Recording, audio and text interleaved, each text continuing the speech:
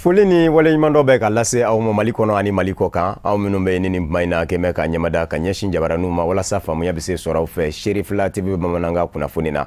min bi walawalali kɛ aw ye Mali kunkan ani diɲɛ fan wɛrɛw kunkan b'a fɔ yan ko nin ye a kuma selen ye ministre min ɲɛsin bɛ farikolo ɲɛnajɛ ni denmisɛnniya koɲɛw ɲɛnabɔli ma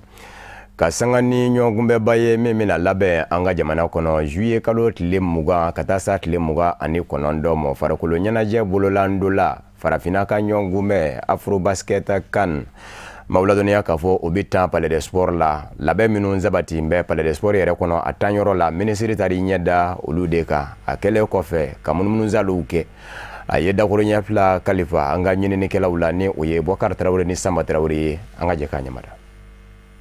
Akilina min bɛ na o ye nimisi wasara dɔɔni n tɛ se k'a fɔ ko nimisi wasara kosɛbɛ parce que travaux ma ban an ye min consigne minnu d'u ma ka travaux bɛɛ kɛ ka ɲɛ pour que mɔgɔ minnu bɛ na Mali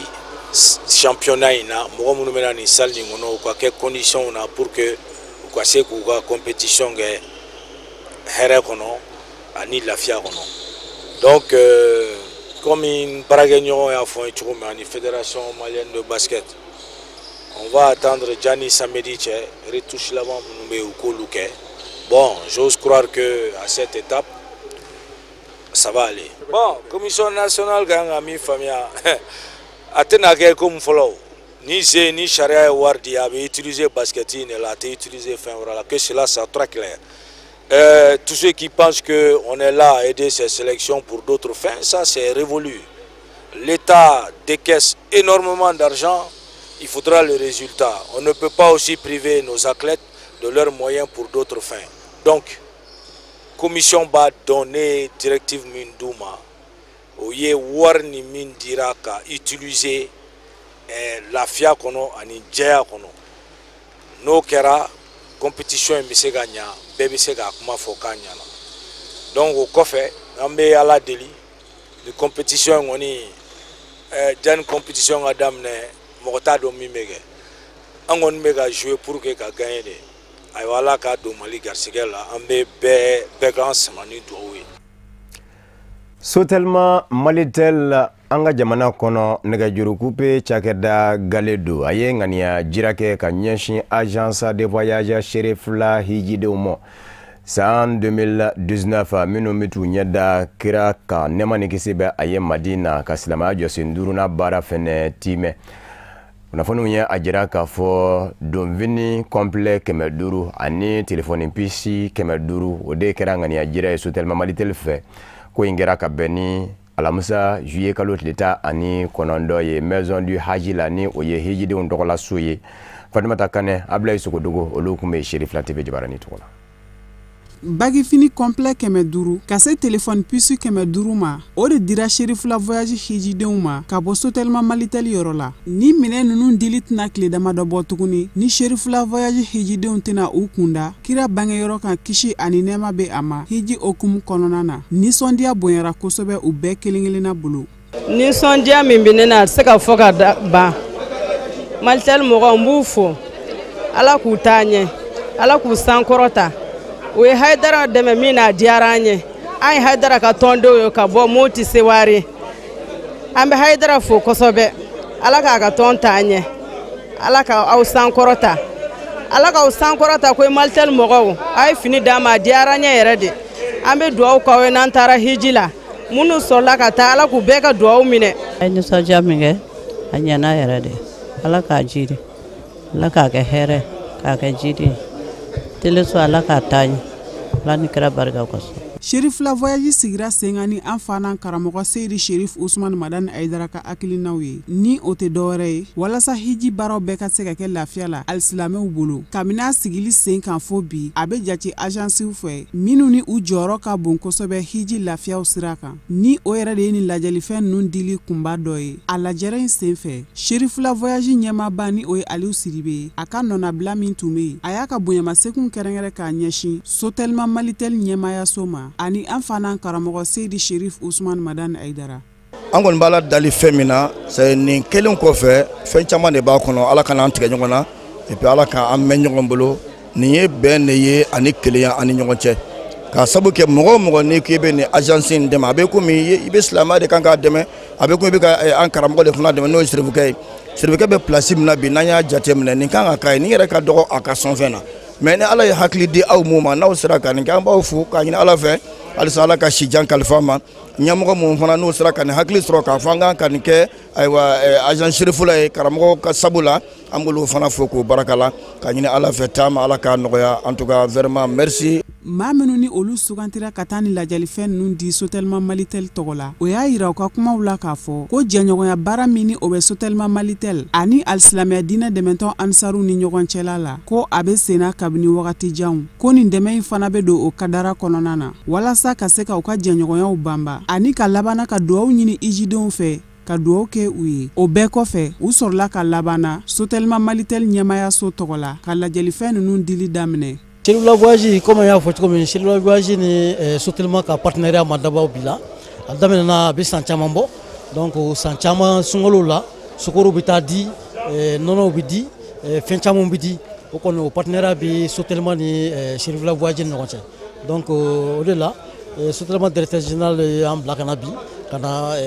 tafew di pèlerin dɔw ma donc ani pisiw pour que nous taara cogo min u bɛ se ka communication mun kɛ n'u ka denbayaw ye a bɛ se ka kɛ nɔgɔya la cogo min et puis an b'a ɲini ala fɛ fɛnɛ a kana dan nin ma siɲɛ san caman fɛnɛ ɲɔgɔn caman bɛ ala bolo Sotelma bɛ se ka kɛ sababu ɲuman ye donc ka ɲɔgɔn caman fɛnɛ kɛ o de y'an ka laɲini fɛnɛ ye donc an b'a ɲini ala fɛ halisa ala ka bɛɛ ɲuman ta u ka dugawu kɛ Sotelma ni Malitel ye u ka dugawu kɛ jamana ye ka bɛɛ ɲuman ta hɛrɛ la ka bɛɛ ɲuman sigi halisa ala ka agence ala ka barika don a la Sotelma ala ka fɛnɛ sankɔrɔta. An bɛ aw ladɔnniya k'a fɔ ko Sherifla Voyage tɔgɔla ɲina ko hijiden 502 o de bɛna taa i ɲɛ da kira dayɔrɔ kan kisi ani nɛɛma bɛ a ma olu la muso 223 b'u la wa u ka hijiden kunfɔlɔw bɛ tagali daminɛ nin dɔgɔkun in kɔnɔ lajɛrɛ in sɔrɔla ka kuncɛ ni duwawudenw ye. Silamaya diinɛ kɔnɔ Imam Maliki ka taasira ni Mali silamaya yɛrɛ jujɔn bɛ o kan kabini lawale o taasira in dɔnta ka wuriya kɛnɛ dɔ sigira senga Mali silama diinɛ ɲɛmɔgɔw ka fara ɲɔgɔn kan jɛkuluba groupement des leaders spirituels musulmans du Mali Jabala la min senfɛ mɔgɔw ka dɔntaw ka wuriyara Imam Maliki ka taasira kan ni o ye Malikiya ye a senfɛ min ye diinɛ ɲɛmaw minnu bɛ groupement kɔnɔ ka fara groupement yɛrɛ ɲɛmaba kan ni o ye Mali silamatɔnw ka fara ɲɔgɔn kan jɛkuluba au conseil islamique du Mali ma ɲɛma ani silamaya dɛmɛtɔ ansaru ɲɛjɔyɔrɔ Seyida Sherif Usman Madana Haidara u ye faranfasiya caman di min bɛ se ka to hali bi faamuya bɛ se bonya a da fɛ maa minnu kun bɛ Sherifla TV jabarani tɔgɔ la o ye Usman Kanna Ibrahima Kulubali kumakan bɛ lase maa min fɛ Kafunɛ Bacili don. Nin kɛnɛ min sigilen filɛ nin ye sen kan a bɛ kalanbulon dɔ nundɔni de kofɔ ka ɲɛsin Imam Maliki ka taasira ɲɛdɔn ani a faamu kan jɔyɔrɔ min bɛ Malikiya fikiyu la alisilamɛya diinɛ kɔnɔ ka se ka walanda sigi o kun kan. O la fikiyu jɔyɔrɔ bonya kama an y'a kanu ka walanda sigi fiqhul islami ka umuma ayiwa fiqhul Maliki ka khususa groupement kɔnɔ ya bari sabu anw ye denmisɛnw de ye groupement kɔnɔ anw b'an yɛrɛ ye baaraden de ye an faw ye. An ka laɲini ye mun ye ka ninnu k'u dɛmɛ ka jɔ ka k'u sen n'u bolo ye k'u barika ɲini don dɔ la an yɛrɛw ka kɛ don dɔ cɛkɔrɔbaw ye o dama de y'an ka laɲini o la n'a ma ɲɛ ko ala y'a ni fa ɲumanw bɛɛ minnu ye jiri turu minnu y'u bolo sin Malikiya taatɔ ma ka da an denmisɛnw kɔri ko Malikiya taatɔ filɛ n'a taara jamana in barika sababu don parce que n'i ye hakili dayɛlɛ nin waati n'a koro tɛ an ka jamana in yɛrɛ taariki la a silamɛya natɔ an ka jamana in ka yan maa fɔlɔ minnu y'a tutigɛ jele ta Alakiraba sallallahu alaihi wasallam ka du Sherifu Cheikh Muhtar Kabirul Kunti n'a ka kalandenw Cheikh ayiwa Umarul Futiyu ayiwa an ka maa ɲɛma Cheikh Mamadou Abdoulaye Souadou ayiwa Cheikh ayiwa Ahmad ayiwa Masenɛw ninnu a kelen-kelenna bɛɛ fɔlɔma n'a laban ma a bɛɛ tun bɛ seli Malikiya de kan u bɛ su Malikiya de kan u bɛ hiji Malikiya de kan u bɛ muso furu siri Malikiya de kan ni silamɛ fatura u b'a ayiwa a tiɲɛ tila Malikiya de kan. Ni walanda kɛnɛ min bilara sen kan Abdoulaye Kunta fɛ Mali silamɛ diinɛ ɲɛmɔgɔ ka fara ɲɔgɔn kan tɔnba groupement des leaders spirituels musulmans du Mali ka yamaruya kɔnɔ a bɛ don silamɛtɔn yɛrɛ ka kunkilennaw de kadara kɔnɔ ka se ka alisilamɛya diinɛ taasira kɔrɔlenw don ba la k'a yanga ka se fo yɔrɔ jan yɔrɔ min ni o ye an daba masa yɛrɛ ja. Groupement sigira kun min kama nin y'o kun dɔ de ye Malikiya Alimam Malik farafin tɛ tubabu tɛ maliyɛn tɛ africain tɛ Imam Malik huwa imamu daril hijra Médine ala kɛra ka misiri alimami de don alma alimami ka yɔrɔ la ni ye dɛ kɛra ka misiri alimami de kun don arabu de kun don madinaka de kun don min ma sɔn ka sabara don a sen na ka taama madina kɔnɔ ko parce que ko ala kɛra danbe ye min ma sɔn ka yɛlɛ so sanfɛ madina kɔnɔ ko a ti yɛlɛ yɛlɛngafɛn ka dugukolo sanfɛ ala kɛra danbe dugu min jukɔrɔ o kɔrɔ anw b'an yɛrɛ ye a la ni masahabu sira ye an b'an yɛrɛ ye a la ni tasawufu ni barika ɲini ani maa ka fisa ni maa ye o sira ye. Alisilamɛya dɛmɛtɔn Ansaru ɲɛjɔyɔrɔ Mali silamɛ diinɛ ɲɛmɔgɔw ka fara ɲɔgɔn kan jɛkuluba groupement des leaders spirituels musulmans du Mali maa ɲɛma Haut Conseil islamique du Mali maa ɲɛma a Seydi Cherif Ousmane Madani Haidara nana i sen jɔ kɛnɛ kan ka se ka duwawu don kɛ ani bilasirali walasa barika bɛ se ka don baara in na. An bɛ nin baara min na an k'a dɔn nin yɛrɛ barajiba de b'a la maa o maa bɛ nin kɛnɛ in kan ni dusukun ɲuman ye ala bɛ ka min sebi a ka bon ala kɛra ka kuma don sallallahu alaihi wa sallam mana ni silamɛw farala ɲɔgɔn kan yɔrɔ o yɔrɔ k'a ɲini u bɛ ala ka diinɛ kɔrɔta k'a ɲini u bɛ ala kɛra kunna wolo a bɛ n'a fɔ u bɛ jihadi kɛnɛ kan ni bamuru de mana n'an jantora nin na an ka ko bɛɛ bɛ ala in de bolo diɲɛ hɛrɛ lahara ta bɛɛ bɛ masa kelen de bolo n'an y'o faamu n'an ye wele da dɔrɔn bɛɛ ka wele jaabi i n'a fɔ e kelen de kungo don n'o kɛra ala b'an dɛmɛ n'o kɛra an bɛ fɛ diinɛ in ni an ka taabolo in ka se yɔrɔ min na a bɛ se mais an ka ɲanto ka denmisɛnninw fana kalan na ka u bila sira kan n'o tɛ diɲɛ kɔnɔ an ye bonya de dɔn den b'a a bangebaa bonya muso b'a cɛ bonya dɔgɔninw b'u kɔrɔw bonya jangoyi karamɔgɔ anw ye diɲɛlatigɛ dɔɔnin nin de ye ka kɔn diinɛ yɛrɛ ɲɛ hali kafiri minnu tɛmɛna an fɛ yan dɔgɔninw bɛ kɔrɔ bonya mɔgɔ b'i bangebaa bonya o y'a sɔrɔ silamɛya ko ten mais n'a nana fɔ bi ko bɛɛ ye kelen ye maa man kusa maa ye i y'a dɔn o ye kabako ko ye mais a kan ka kabakoya min na mais an k'an jija mɔgɔ ye min ye i k'i denw k'o ye n'o kɛra i ni ala cɛ k'i ti banna an b'an jija o de la k'aw fo a ka nani a bɛnna a diyara an ye a ka sabali ka sigi in fana a sara bɛ ala de bolo mana an bɛɛ bɛ fara ɲɔgɔn kan mɔgɔ o mɔgɔ bi yan ani minnu bɛ kɛnɛma k'a lase u ma a k'a lase quartier bɛɛ ma k'a lase yɔrɔ bɛɛ maa o maa bɛ fɛ ka dɔ faamu masa malikiya la ni ala sɔnna a dayɛlɛla nin chaise in na araba o araba wula fɛ ni min lafiyara i bɛ se ka na musow bɛ na cogo min na cɛw fana bɛ na ten bɛɛ de welelen don bɛɛ ka n'i ka diinɛ ɲininkali kɛ hali n'i nana ni walada ma boli min kan sira b'i bolo i ka karamɔgɔkɛ ɲininka nin bi di nin bi di a b'a bɛɛ walawala i ye i ka seli n'i ka su ni jaga ni hiji la mana o ye fɛnba de ye ala ye min d'a ma bi an bɛ dugawu kɛ ala k'a sabati. Hakili jiginna fikiw malikiya walanda bɛna sigi sen kan araba o araba Mali silamɛ diinɛ ɲɛmɔgɔw ka fara ɲɔgɔn kan jɛkuluba groupement des leaders spirituels musulmans du Mali dagayɔrɔ la Bamako sigida fɔlɔ kɔnɔna na Korofina kin na. Segu Sido ni Banzando an balakaw minnu bɛ silamɛya dɛmɛtɔ Ansar kɔnɔ ye olu fɛnɛ wulila k'u kunda Mali faaba Bamakɔ kan kɛrɛnkɛrɛnnen ɲɛna Sherifila Duba Bangoni Janginɛbugu Mali silamɛ diinɛ ɲɛmɔgɔw ka fara ɲɔgɔn kan jɛkuluba groupement des leaders spirituels musulmans du Mali maa ɲɛma ani Mali silamɛtɔnw ka fara ɲɔgɔn kan jɛkuluba Haut Conseil islamique du Mali maa ɲɛma silamɛya dɛmɛtɔ Ansaru ɲɛjɔyɔrɔ a Seyida Cherif Ousmane Madani Haidara ka denbaya la k'u ka nisɔndiya jira la sugandili la silamɛw fɛ ka bila silamɛya ɲɛmaaya la Haut Conseil islamique du Mali min kɛra kɔsada in na u y'u ka nisɔndiya jira ka laban ka dugawu don kɛ a ye janko baara min kalifara la a bɛ se ka a jɔyɔrɔ fa a la cogo min an b'aw ladɔnniya k'a fɔ an ka maa minnu kun bɛ kɛnɛ kan Sherifila TV jabarani tɔgɔ la Lutu Sidibe an ka jɛ k'a ɲɛmada.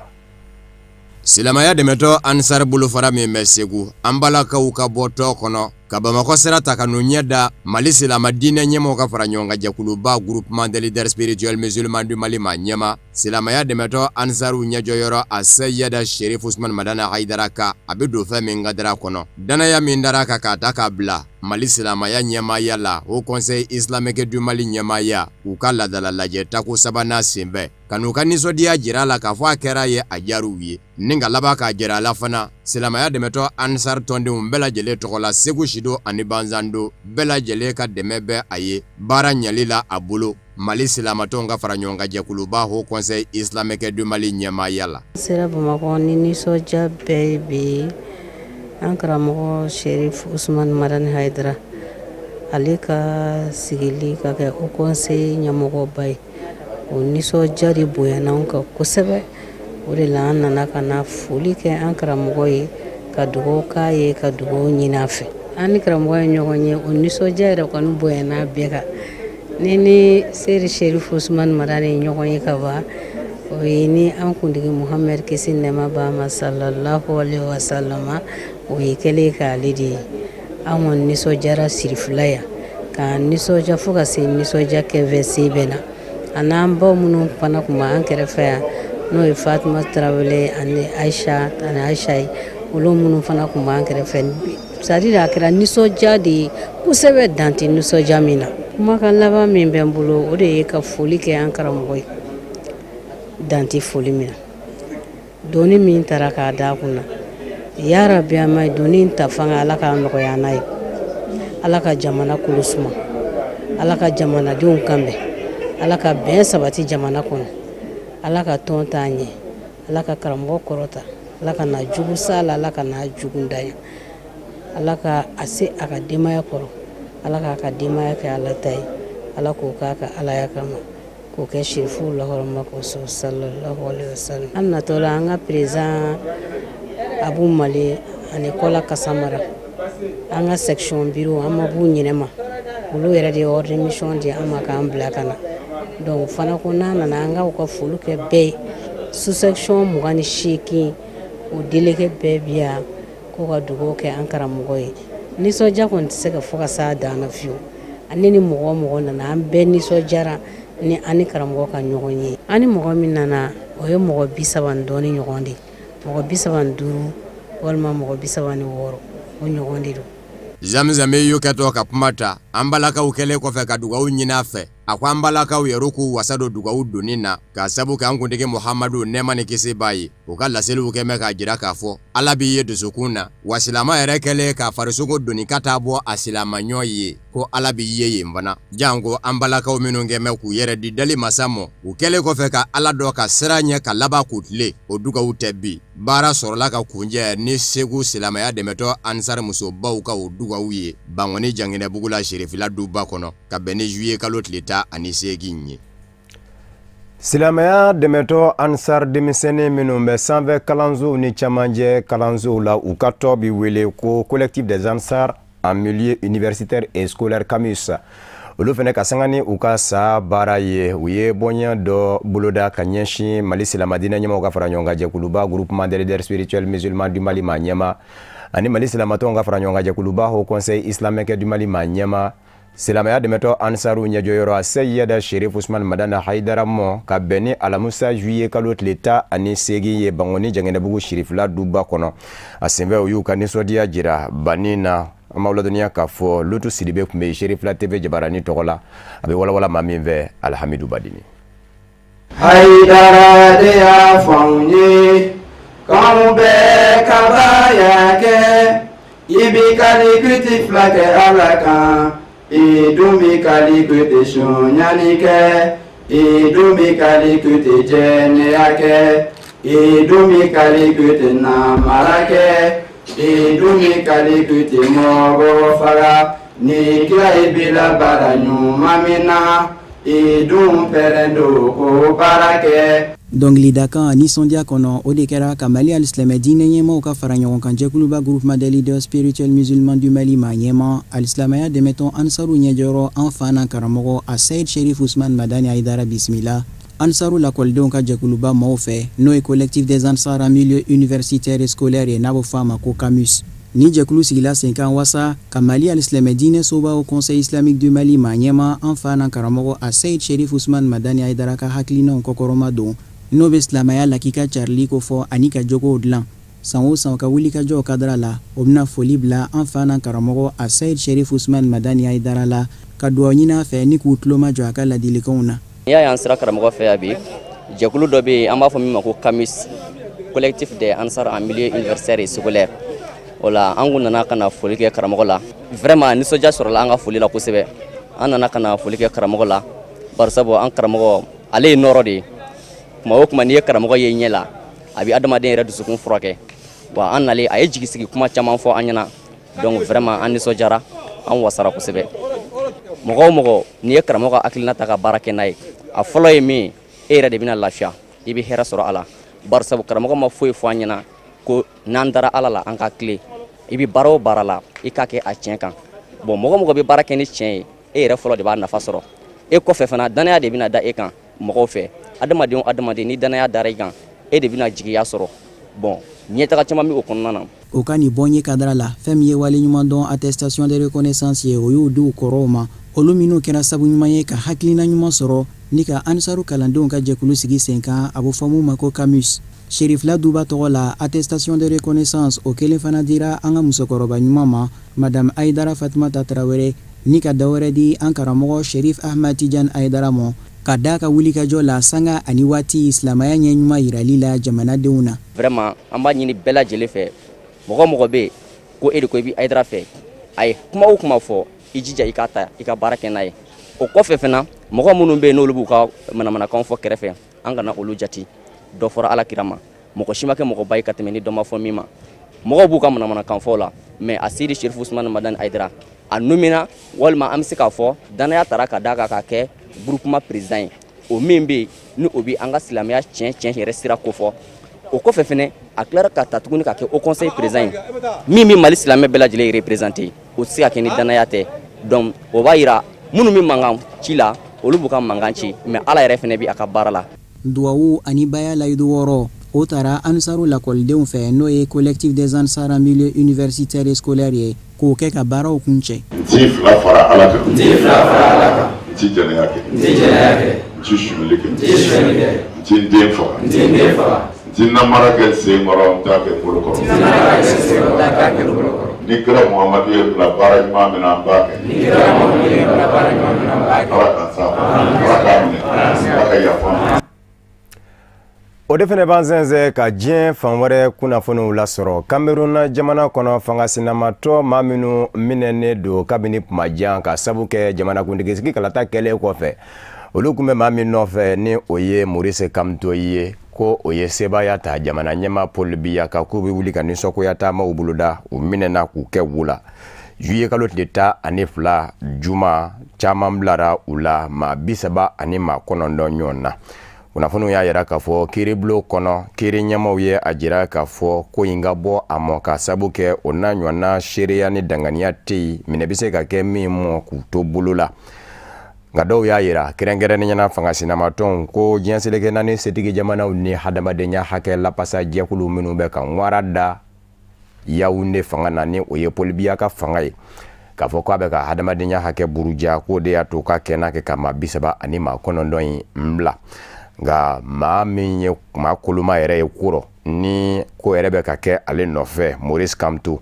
fangasinamatɔ RMC ma ɲɛma min minɛn bɛ ka datugu ka fara maa 90 ani maa 9 nka olu bɛɛ lajɛlen fɛnɛ bɛ bolola olu ma bila o kumana olu kɔni jaki min ɲɛsin bɛ u ma k'u kun b'a fɛ ka jamana dafere ka mamurutilen jɛkulu ko bolo da jamana kɔnɔ ka jamana sigi a senzabara kɔnɔ ale bi olu kɔni bɛ wola Yaoundé Cameroun nduguba kaso la. San 2018 mbogotigi fila Nazara mbogotigi do olu de kandigɛra Maroko yɔrɔ la yɔrɔ min ye yɔrɔ mandiba ye Marrakech mara Nazara minnu bɛ damu ta munumunu zalo la diɲɛ ɲɛfɛ n'u k'u ma ko turisiw musolaka fila ninnu da kun bɛ o yɔrɔw la o kadara de kɔnɔ u kandigɛra nka maa minnu kɛra u fabaw ye u sera ka minɛ maa 20 ani maa 4 ɲɔgɔn na nka maa 7 kɔni bɛ a jarala k'a fɔ falindo kɛ kiiri tigɛlen kɔfɛ u bɛ boloda ka ɲɛsin u ma ni u ko ma ko peine de mort o maa 7 ninnu maa fɔlɔ yɛrɛ min ni ale kɛra ko ɲɛkun ye Abdel Samad El Jour ka taa se ayiwa a jɛɲɔgɔn filamɔ i n'a fɔ Rachida Atfati ani Younes Waziyada ninnu maa 7 sariya y'a jira k'a fɔ u ni falindo kɛ de ka kan ko barisabu ka d'a kan u ye bɔnɛ de kolokolo ka ɲɛsin nazaramuso 2 ninnu ma kelen ye Danemark jamana den ye kelen ye Norvège jamana den ye dɔ si bɛ san 20 ani san 4 na dɔ si bɛ san 20 ani san 8 na Louisa Jespersen ani Marina Wilanda ninnu maa 2 de tora munumunu zalo la Maroc fa in fɛ fa min ye nazaraw ka yɔrɔ kanu ne ye Marrakech mara la ani Marrakech yɛrɛ dugu kilo 80 ɲɔgɔn na u taara u yɛrɛ sɔrɔ kuluja dɔ sanfɛ ko u bɛ a lajɛ ka damu ta yen ni maa ninnu dara ku u la ye k'u bɔnɛ u ni na a ko kun ye maa caman dɔrɔ diɲɛ kɔnɔ u ka kiiri fɛnɛ kun nɔkun kun bɛ ka taama hadamadenya hakɛ lapasa jɛkuluw bɛɛ fɛ nka kiiri min jatigɛra ka jira k'a fɔ maa 3 kɔni bɛ fa ni ka a maa tɔw k'olu dɔw ka kaso kɛ san 5 ka taa se si kaso ma jamana kun ye lapasaba min da k'o bila u tɔgɔ la bawo hali ni kiiribulon kɔnɔ ni se t'i ye ka lapasaba ta i yɛrɛ ye a bɛ wajibiya jamana sariyaw ma u ka maa ɲini k'o bila i ka bolo ka lapasaba la u k'a ma ko avocat commis d'office o min bilara u ka bolo kan ni o ye Hafida Mekasawi ye ale y'a yira k'a fɔ doni in giriyara u kun ale bɛ n'i bolo mɔnɔ bɔ sariya wɛrɛ nɔfɛ jango segin bɛ se ka kɛ u ka kiiri ka jatigɛ ni ka a nɔgɔya u ma n'o tɛ ko nin kelenni tun b'a fɛ ka juguya. Libi Faba Tripoli dafɛla pankurunjigi kɛnɛ kelen susura sani dugu cɛ jani kɛra susuba ye ɲininkali tɔ min bɛɛ nka maa caman kɔni kɛn bɛ ka jira k'a fɔ fan filaw minnu bɛ ɲɔgɔn na bi Marshal Khalifa Haftar jamana kɔrɔyanfa dankɔrɔba min lakodɔn dɛ diɲɛ seleke naani setigi jamanaw fɛ o ni Fayez El Sarraj ni ɲɔgɔn cɛ diɲɛ seleke naani setigi jamanaw kama lakodɔnnen ye jamana ɲɛmaa ye ko in bɛ sɔn ka kɛ Marshal Khalifa Haftar ka mɔɔw ka mugu fililen ye pankurunjigi kɛnɛ in ni o ye Mitiga pankurunjigi kɛnɛ ye kunnafoniw kɛn bɛ ka jira k'a fɔ pankurunjigi yɔrɔ kelen min bɛ Tripoli bolo yen de don bawo belebele min yɛrɛ tun bɛ Tripoli bolo kabini san 2014 o jɔlen don ka sabu kɛ kɛlɛ ye o kumana nin yɔrɔ in wuli bɛ kɛ yen de pankuru la k'i kunda diɲɛ fan wɛrɛw ka wa jigin bɛ kɛ yen de nka min ye alamisa tile kɔnɔ a susura sani dugu cɛ ka sin ka baaraw jɔ nka ko in labana ka latɛmɛ barisabu ka da ka pankuru labana ka tɛmɛ ni u ka baaraw ye kabini avril kalo daminɛ Marshal Khalifa Haftar ye kɛlɛ bi Tripoli ka ko a bɛ a lajɛ ka bɔnɛ tigilamaw kɛlɛ ye ni olu ye terrorisiw ye ka sabu kɛ ale yɛrɛ bolo Fayez El Sarraj min lakodɔn bɛ diɲɛ seleke naani setigi jamanaw fɛ surasi tɛ bolo k'a fɔ k'a bɛ jigida o kan a bɛ k'i jigida maa minnu ka bamanjimaw bɔnɛ tigilamaw terrorisiw ani kulu marabafɛntigiw olu ti ye ko jɛlen na o kumana k'a man ka bɛnkan b'an ka jamana ka to o n'a ɲɔgɔnna lakana jɛkulu bolo o kumana k'a bɛ a lajɛ ka Tripoli ko k'a jɛ o mamurilen jɛkulu ninnu de fɛnɛ fara la Fayez El Sarraj ka sa ni kɛlɛ kɔni bilen bɛ bi Tripoli nɔfɛ a kɛra sababu ye diɲɛ seleke naani tɔnba Nations Unies bolofara min ɲɛsin bɛ kɛnɛya ko ma Organisation mondiale de la santé OMS u ka jatebɔlenw ye a jira k'a fɔ maa 100 ani maa 50 ani maa 3 de bɔnɛna a nin na da kelen tɛ ka fɔ a la bilen ko maa 7 ani 540 ni 40 ani 7 k'olu joginna kabini Muammar Gaddafi kɔni gundonna diɲɛ seleke naani setigi jamanaw fɛ san 2011 ka na bila bi la Libi ma se ka a yɛrɛ sɔrɔ bilen. Irankaw ka minisiri min ɲɛsin bɛ Iran ni jamana wɛrɛ ni ɲɔgɔn cɛ koɲɛ ɲɛnabɔw ma a ye a jira dantigɛli dɔ la k'a fɔ Donald Trump ye kuma min fɔ ko kɔrɔfɔ na k'i dɔ fɔ don n'a tɛna fɔ k'a ye kalo tigɛ k'a fɔ ko Irankaw ka pankuru min bɛ sani dugu cɛ n'a lonnen don ni boliba tɛ kɔnɔ u k'a ma ko drone jateminɛkɛla ko Ameriki jamana ye o dɔ jigi Irankaw ka drone dɔ ko kuma na k'i dɔ fɔ don olu ka drone fɛn o fɛn banna k'a bɛɛ lajɛlen seginna ka jigi yɔrɔ la ka sɔrɔ kelen ma jɛ ko kumana ko Donald Trump ka kuma k'a sɛgɛsɛgɛ olu kɔni ka jate bɔra fɛn min ka Iran o ye de k'a fɔ Ameriki kɛlɛcɛw yɛrɛ de ye u yɛrɛ ka pankuru dɔ de bon fili baara kɔnɔ k'o jigi n'o tɛ ko Iran drone kelen ma susu sani dugu cɛ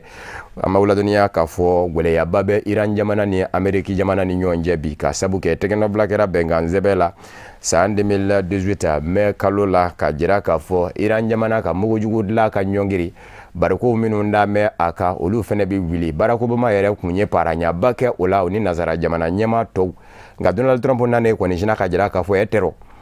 min ye bɛnkan ye Ameriki ni Iran ni ɲɔgɔn cɛ a wulila kabini o kɛra gɛrɛntɛ bira ka don u ni ɲɔgɔn cɛ kɔsada in na Iran jamana ye a jira k'a fɔ min ye Ameriki kuru minnu ni olu bɛ taji doni taji tɛmɛn sira ka kwaji bolo don min bɛ arabula kɔnɔ na taji bɔ jamanaw ni ɲɔgɔn cɛ aya ko Ameriki jamana ni olu sera ɲɔgɔn mɔ ye nka Ameriki jamana y'a yira k'a fɔ ayiwa Iran ye olu ka drone jigi Iran jamana fɛnɛ ma se ka jɔ a la bibi kɔni na a ko kɔni sɛbɛ kɔrɔ gwɛlɛyan bɛ Ayatollah Ali Khamenei ni ale ye Iran diinɛ ɲɛmaaba ye ale ye a jira k'a fɔ ko in bɛ ka taa cogo min na nɔgɔya o tɛ se ka don Iran jamana ni Ameriki jamana cɛ nin ka kan. ka dawtulo ka k'a fɔ Donald Trump hali bi ale kɛlen de do tiɲɛ do a y'a ka siya woloma n di farafinden fɛ n di dunan fɛ a y'o da n bɛ da ka bɛɛ y'a dɔn sa maa caman kɔni kɛmɛ k'a jira k'a fɔ i jigi n bɛ la nazarala setigi jamanaw na kɛrɛnkɛrɛnni ɲɛna a ma ɲɛmɔw nka n'i ye Amérique jamana yɛrɛ kɔnɔna jate minɛ a ka fanga ɲini dɔ la républicain i b'a ye k'a fɔ dɔ de farala a dawula kan kɔsada in na Donald Trump de kɛtɔ k'a jira k'a fɔ a tɛ jɛ n'a ye dunanw ka kɛ ka Amérique fa a y'i kanto wasaden dɔw ma Barack Obama ka fanga ɲini dɔ les démocrates o wasaden dɔw kɛrɛnkɛrɛnnen ɲɛna minnu lasulu ye jamana wɛrɛw ye ni bangeni dugukolo ka Amérique u kɛra sababu ye k'u kɛ Amérique jamanadenw ye k'u ka segin ka taa u bɔyɔrɔw la bɔyɔrɔw minnu ye bɔyɔrɔ lankolonw ye ni bandiya siya bɛɛ lajɛlen ni ɲɔgɔn fa ɲɔ ɲɛ bɛ u fa jamanaw kan k'u ka taa ye ka bɔ Amérique jamana kɔnɔ o dɔw ye Mexique jamanaw ye olu jatin dɛ Amérique jamana fɛ ko in ye wasaden ninnu dɔrɔ fɔ u yɛrɛw ye kunnafoni di kɛnɛ sigi muso saba ɲɔgɔn na k'a jira k'a fɔ Donald Trump dɛsɛlen don a ka fanga a lapasa cogo la k'a t'an bɛ bila olu la ka siya woloma kɛ a taabolo ye nka kunnafoniw y'a jira k'a fɔ Donald Trump ye nin dakuruɲɛ min fɔ k'a ka siya woloma da kɛnɛ kan o ye dawulaba di a ma a ka fanga ɲini dɔ la républicain kɔnɔ barisabu ka d'a kan jateminɛw minnu bɛ kɛ n'u kama ko sondage de popularité ka politikima ka dawula yɛrɛ kisa dɔn o kɛra kɛmɛ sara la 72 ye bi dakuruɲɛ in fɔlen kana se bi mɔ nka min ye fanga ɲini dɔ kɔnɔmaw ye Barack Obama ka fanga ɲini dɔ olu y'a jira k'a fɔ les républicains mɔgɔw kan k'a lajɛ ka ɲangi dɔ ta ka ɲɛsin Donald Trump ma Joe Biden ni o ye Barack Obama ka jamana ɲɛma dangankɔrɔ ye min bɛ sɔn k'i kɔ da Donald Trump kɔ la san 2020 jamanakuntigi sigi kalata la o ko kabini ala ka Amérique da jamana ɲɛma ma deli ka na min sera k'a ka siya woloma di dunan fɛ k'a da kɛnɛ ka racisme ko Donald Trump ta ye a fɔlɔ ye ka dawtulo ka k'a fɔ musolaka min ye kuru jakoya bɛlɛ Italie dangandaw la k'a sɔrɔ Italie ma ɲɛmaw kun y'a jira k'a fɔ dunan kana bisimila bilen kɛrɛnkɛrɛnnen ɲɛna dunan min dotɔ don kwaji la farafina ni nazarala ni ɲɔgɔn cɛ o ɲaka kɛ o mɔ ka na ni o ye Italie dugukolo k'a fɔ a ka dabila ko ni e kurundigi min y'a kɛ k'i bi wele bɔgɔ jeninen kan musolaka in a ye kuru in jakoya bɛlɛ nka ko in a ma diya Italie ma ɲɛmaw ye u y'a wele bɔgɔ jeninen kan a jɔlen kiri ɲɛmaw ɲɛkɔrɔ ka bɛn ni alamisa juillet kalo tile 18 ye a y'a yira k'a fɔ nanden minnu kun bɛ a kun n'o ye farafindenw ye maa 40 u ye dɔgɔkun 2 de kɛ kwaji ka munumunu zalo la u kisilen kɔfɛ n'o tɛ u kun bɛ to de ale ka kuru min n'ale y'o boli b'a ye k'a fɔ ko ale fɛnɛ tɛ t'o bɛlɛ dangandala ka niw kisi ko ni min bɛ kɛ o bɛ kɛ ale kɔni bɛ taa bɛlɛ a senfɛ a y'a ɲini nazarala tɔma Union européenne fɛ k'u jɔ u jɔyɔrɔ la walasa gwɛlɛya min bɛ dunanw sɔrɔ u kisitɔ olu kuruntigiw fɛ kwaji cɛmɔ a ka dabila kuma bɛɛ taali yɔrɔ ka dɛsɛ ka sɔrɔ ni maaw ni kisilen ye ko k'a lajɛ ka ko dabila an b'aw ladɔnniya k'a fɔ bibi in kɔni na maa caman kɔni ye a jira k'a fɔ musolaka y'a jɔyɔrɔ fa ka sabu kɛ diɲɛselekɛnɛni tɔma Nations Unies a bɔlen kɔfɛ n'a ye nin dantigɛli kɛ olu yɛrɛ ye bataki dɔ sɛbɛn k'o ci Italie ma ɲɛmɔgɔw ma k'a fɔ u kɛn bɛ ka sariya kura min da k'a fɔ e kɛtɔ k'i ma ɲɔ kisi kwaji kan ko ni minɛna a la Italie dugukolo kan i ma ɲɔ ni kisilen kɔfɛ k'i bi don kaso la k'u ka lajɛ ka sariya wuli bebe in kɔni na musolaka in a labila bɛ a bɛ se ka taa a ka denbaya la bamanankan kunnafoni a bɛ kunjɛ ni farikolo ɲɛnajɛ ye senando la barabila fɔli an bɛ o kɛnɛ kan ka bɛn ni juma juillet kalo tile 19 ye Misira jamana kɔnɔ f'a b'a la kɛra barabila fɔli bɛ kɛ jamana filaw minnu ni ɲɔgɔn cɛ Algérie ani Sénégal do ka dawtulo ka k'a fɔ ni ala sɔnna ma min ye kunnafoni nataw ye don nataw la olu fɛnɛ na lase aw ma ni an ka farikolo ɲɛnajɛ kunnafoni dibaw ye nka min ye société yara wali ye ni ale ka baara bɛn bɛ taji ko ma a fɛnɛ ye a lajɛ kani ɲaɲani kadara kɔnɔ ka ɲɔgɔn gunbɛ dɔ boloda ka jɔnjɔ dɔ da jɔnjɔ min dara denmisɛnninw ni ɲɔgɔn cɛ a bɛ kɛ sababu ye denmisɛnnin sendeli minnu bɛ yen ni olu ka dɔndaw ka bɔ ndolati la u ka se ka sɛgɛsɛgɛ k'u dɔn ka ɲɛda kura fɛnɛ di cakɛda fɛnɛ ma baara in kɛra Boubacar Traoré Dramane Male olu y'a seereya an ka jɛ k'a ɲamada Ni petiku tournoi in daminɛla depuis avril kalo tile 5 tɛmɛnen station Yara wal Mauka ko labɛnnen don. An b'a fɔ a kun cɛra alamisa tɛmɛnen Bako Jikɔrɔni u ka dagayɔrɔ min bɛ yen nin nɔ. O la denmisɛnnin caman olu kun sen don nin kulo in na. Kulo in kun cɛra ni nisɔndiya belebele. An tun ko dɔrɔn kan bɛ sen na an dun bɛ carburant feere de kɛ. Yɔrɔ mɔgɔ caman tɛ carburant ni bɔlɔntan don ɲɔgɔn na. Donc an ko an bɛna mun de kɛ sisan pour que Yara Oil bɛ se ka a ka bɔlɔntan ɲɛnamaya a ka yɔrɔ la ka to carburant feere la. Donc hakilina nana ten de an ko bon comme an kɔni tɛ se ka terrain dilan an ka yɔrɔ la an tɛ se ka bɔlɔntan kɛ mais fɛn wɛrɛw bɛ yen nɔ minnu ye farifoni min ye bɔlɔntan hukumu kɔnɔna ye k'an bɛ se k'o kɛ. Donc an ko bon an bɛ petiku ni tiro bitu kɛ ani an bɛ question poser mɔgɔw kunna. Donc an nana ye k'a fɔ denmisɛnnin dɔw bɛ na ka na jouer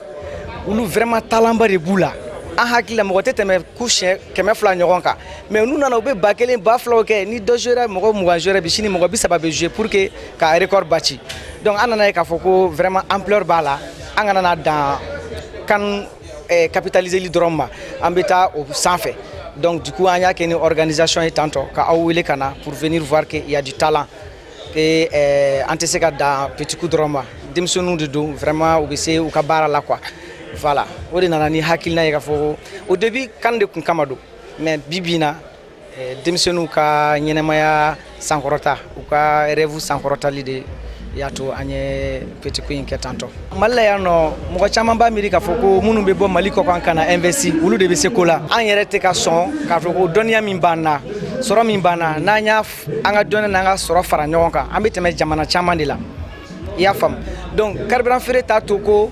an kana na an sen don an ka bɔlɔntan an ka denmisɛnninw bɛ se senkola min b'u la an kana na u dɛmɛ i y'a faamu. Donc hali station feere mɔgɔ mana an ka station ye bi bɛɛ b'a dɔn k'a fɔ ko a b'an ni kɛnɛmamɔgɔw de cɛ bi na parce que an bɛ hakiliba yɛlɛma caman kɛ an bɛ investissement kɛ comme il se doit. An b'a fɔ maa min ye jɔyɔrɔ fɔlɔ sɔrɔ nin ko in na ale ye Benenois u k'a ma ko Francis Angoiba. Ale sera ka petiku 35,656 sɔrɔ ka kɛ yɔrɔnin kelen. O bɛ kɛ sababu ye ka jɔyɔrɔ filanan yɛrɛ di ale ma diɲɛ yɛrɛ kuru kara kɔnɔna na. Ne ye 19,000 de kɛ mais bi final la n ye 14,000 de kɛ. Donc ballon binna an bolo. Ballon binna c'est pas i b'a fɔ o ye n dan ye quoi. N bɛ se ka tɛmɛ o la. Bon, je les remercie pour cette compétition diyara an yɛrɛ de. Donc a b'a yira an ka talent prouver à travers le monde quoi. An b'a fɔ jama bɔra ka kɛ seereya ye nin ko in na wa ko kɛra nisɔndiya belebele an bɛ dugawu de kɛ ko Ala ka siɲɛ wɛrɛ ta yira an na. Amina yarabi o de fana bɛ dansigi bamanankan kunnafoni na min farala ɲɔgɔn kan ka lase aw ma kunnafoni di so ɲɛmaayaso fɛ ka bɛn ni kuma in ye ka foli ni waleɲuman dɔ lase aw ma Mali kɔnɔ ani Mali kɔ kan aw minnu kɛ kun bɛ ka ɲɛmada ka ɲɛsin jabaraniw ma walasa faamuya bɛ se sɔrɔ aw fɛ Seri Fila TV bamanankan kunnafoni na laseli wɛrɛ aw ni Kafunɛ Bacili de bɛ ɲɔgɔn sɔrɔ yan n'o cɛ kan bɛɛ diɲɛ waati wɛrɛ n'Ala sɔnna ma.